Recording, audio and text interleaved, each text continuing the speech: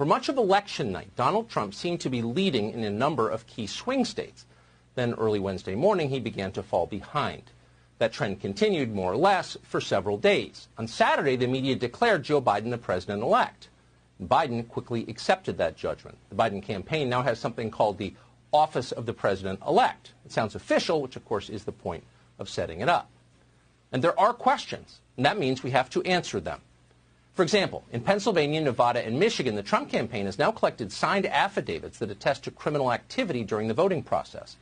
In the city of Detroit, witnesses have alleged, under oath, that ballots were improperly backdated and counted without matching signatures. One poll watcher alleges that 40,000 late unsealed absentee ballots were counted orally, and all of them went for Democrats. In the state of Nevada, 8 whistleblowers from within the Nevada Election Department say they witnessed voter fraud abetted by other election officials and by their supervisors. According to one affidavit, a poll worker saw people bringing handfuls of ballots to a Biden-Harris campaign van. Those ballots were then filled out at the van, placed in return envelopes.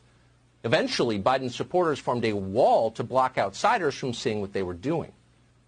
Meanwhile, according to voting records, people who were not even alive still somehow managed to vote on Tuesday.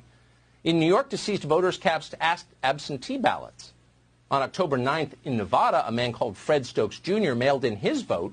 The only problem was Fred Stokes Jr. died 3 years ago at the age of 92.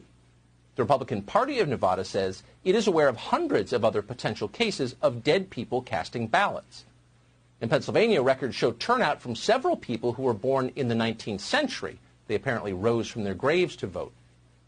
Now, all of that is real. We spent all weekend checking it. False claims of fraud can be every bit as destructive as the fraud itself, so we need to be careful and responsible, all of us. But what we just told you is true, and there's more of it. Just hours ago in the state of Georgia, an election official admitted that they will find illegal votes and double voters when they check the voter rolls.